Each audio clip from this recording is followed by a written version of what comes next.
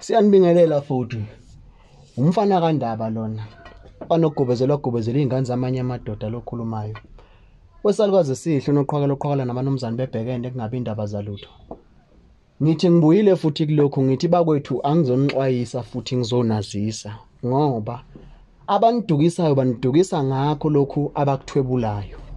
Nathi esinazisayo manje kuyasiphoqa ukuthi sinazise ngakho ukuze nemilayezo yesithumelayo ifike kunina. Angiqale nje kulokhu kokuqala nje lapha nginixwayise. Bafowethu ake nibaqaphele noma ake nijulisise ngalaba bantu enibathanda kakhulu abanenzela ama-video lawa azonenza ukuthi nidonseke noma nithandeke. Uma ngiqopha lezi zinto mina ngisho ukuthi wozani kimi nizolashwa la ekhaya, cha. Bakwethu ningizi ukuthi nizolashwa la ekhaya. Ambani yolashwa lapha enilashwa khona.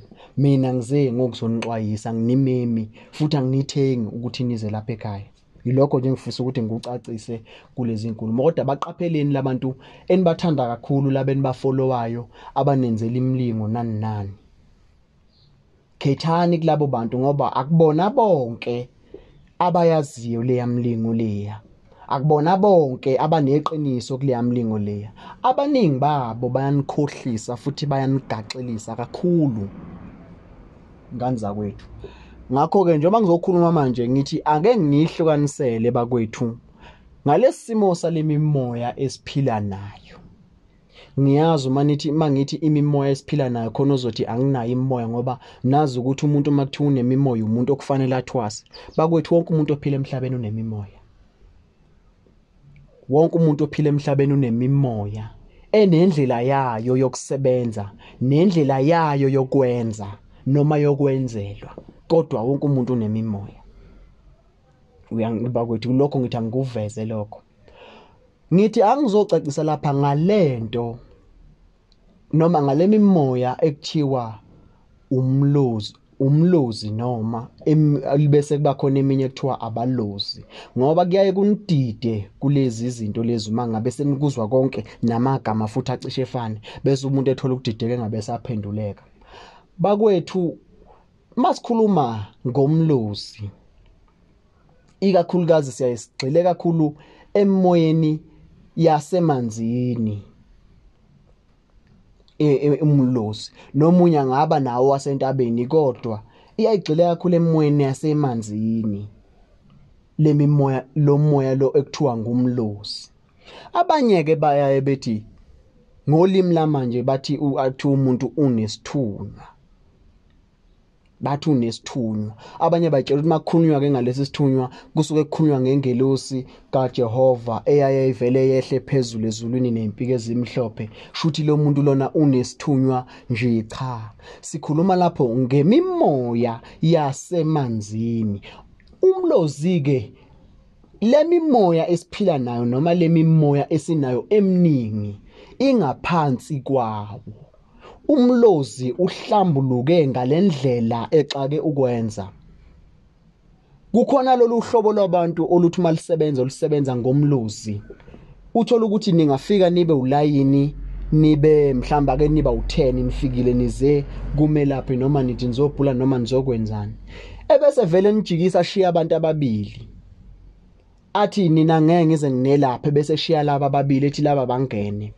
Esikhathini esiningi abantu abakanjalo baye besebenze ngawo umlozi ngoba uyayikhethela ukuthi usebenza nini.